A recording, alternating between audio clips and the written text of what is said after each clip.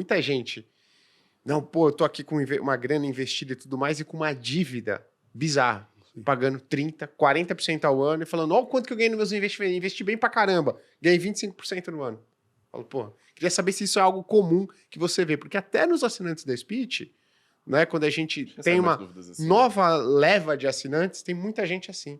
Pô, o que você acha que eu faço? Eu quito uma dívida que eu tenho aqui ou eu continuo investindo? Eu falo, quanto que tá rendendo? Quanto que é a taxa dessa dívida? 5% ao mês. Eu falo, pô, Não, queria saber se isso é um negócio comum.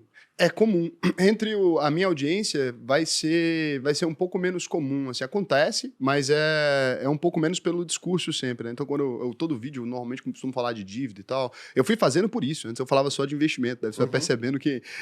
Que não é só isso, né? Não, que tem um monte de gente que aprendeu a investir e tá cheio de dívida e tal. Mas eu não sabia disso. Assim, cara, eu fui descobrir como é que funciona a economia depois de muito tempo conversando com muita gente. Porque quando a gente trabalha direto no mercado financeiro e troca ideia com a galera, a gente fica preso dentro de uma realidade muito específica. É uma realidade onde todo mundo entende um pouco sobre dinheiro. Então, nossos amigos entendem sobre dinheiro. O cara que trabalha aqui, que você pensa que não manja de dinheiro, ele tá ouvindo aquilo o dia inteiro. Aí é o editor de vídeo, todo mundo. Chega no momento que todo mundo já sabe mais ou menos o que tá fazendo. E aí você cria uma bolha onde você acha que a realidade é aquela, que aquilo ali é o Brasil. E aí, quando eu comecei a criar conteúdo, que eu via o povo mandar os relatos, aí que eu comecei. Aí eu fiz um monte de vídeo falando, olha, isso aqui não dá, a dívida não funciona. Mas aí no Brasil também tem dívidas que se tornam impagáveis, né? E aí o pessoal tem lá um negócio que vai tirar o nome dele do SPC depois de 5 anos, a dívida é impagável, é um sistema financeiro todo travado. E muitas vezes você tem que chegar lá pro cara, você não pode aconselhar ele a não pagar a dívida, né? Não é assim que funciona.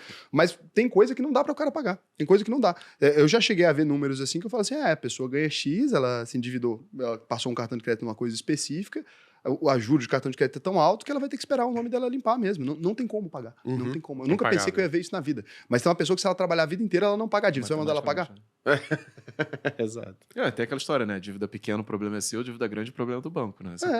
Mas não é, porque o banco já ganhou um dinheiro. A linha de crédito de banco, assim, funciona de um jeito muito peculiar. Eu fui percebendo. Assim, é um monte de conta que a gente vai fazendo. É o seguinte, o dinheiro que o banco ganhou com você tem a ver com o limite de crédito concedido a você. Então é de maneira que quando ele te empresta, já existe quando você vai olhando os números, quando ele te empresta, a chance dele perder é praticamente nula, porque se você paga X parcelas ali, já compensou e ele já tinha ganhado um dinheiro anterior. Então, ele só te permite se negativar quando você já gerou um certo retorno positivo, né? Que é um sistema muito interessante. Então, na verdade, é por isso que essas dívidas são impagáveis. Aí criou-se uma régua que os bancos foram aumentando tanto a taxa de juros por causa do risco da inadimplência, que aí a própria inadimplência faz eles aumentarem cada vez mais a taxa de juros, que faz aumentar a inadimplência. Então entrou num círculo da morte ali, que vai ter que ser resolvido de alguma maneira. Né? O que você acha dessa proposta de limitar 100% do valor da dívida? Eu acho bom, cara. Não dá pra gente ter a taxa de juros que a gente tem no Brasil. Assim.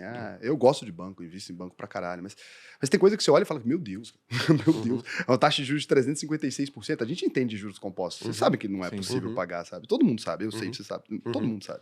E aí como é que a gente fala que a gente vai emprestar dinheiro para as pessoas numa dívida impagável?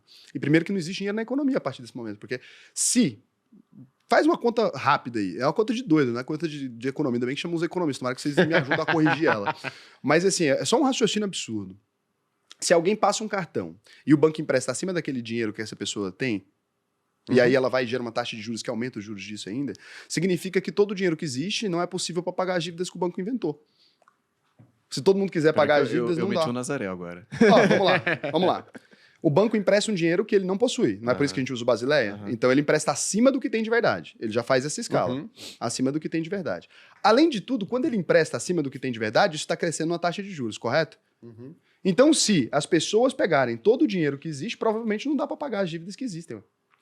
Então, mas daí você tem que considerar o negócio que se chama reprodução natural. Não, eles vão injetar mais dinheiro na economia. Tá considerando isso, eu acho. Tá considerando a impressão de dinheiro. Como é que surgiu os juros lá atrás? Essa história é boa pra caralho. É a da vaca? É a da vaca, né? Porque lá atrás, no início da civilização suméria, né? Você tinha basicamente agricultura, né? A galera tava começando a desenvolver bem a agricultura. E aí chegava uma tempestade. Cara, você perdia tudo que você tinha. O que você fazia? Você chegava pro teu vizinho e falava o seguinte, cara, me presta um boi, uma vaca aí, na próxima colheita eu te devolvo isso. Só que qual era o problema? O boi e uma vaca geram um bezerro em um ano, mais ou menos assim. Então você tinha que devolver, além do boi e da vaca, o bezerro.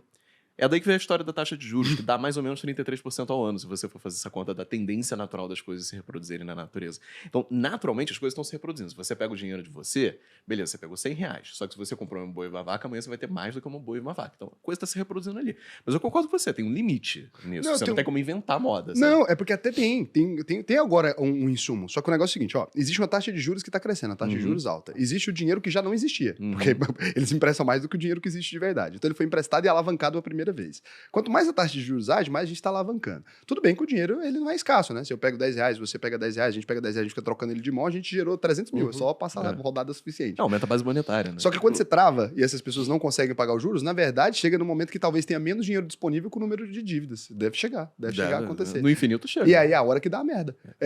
Que eu acho que é a hora que a gente entra nesses tombos, assim. Então, se isso acontece na prática e você tem mais necessidade de dinheiro do que tem dinheiro na economia e o Banco Central não aumenta a base monetária, que muita gente critica nessa porra, cara, tá emitindo moedas, cara.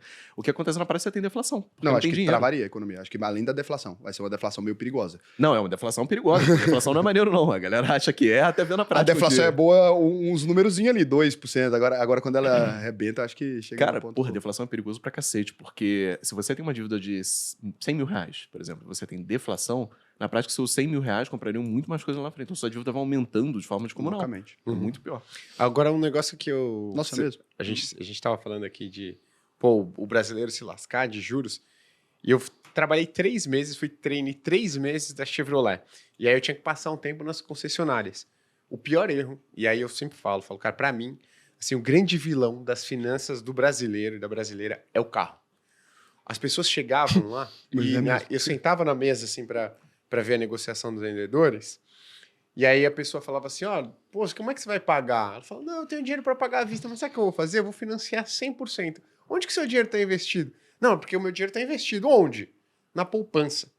Aí o cara trocava um patrimônio que está lá investido, rendendo 6,5% ao ano, por uma dívida, por um bem que vai se desvalorizar, e uma dívida que estava crescendo 30% ao ano. Falava, cara, né? Obviamente que a minha vontade era falar, meu amigo, o que você tá fazendo aqui? É loucura. Mas é o que a galera faz de maneira consistente, né, cara? É bizarro.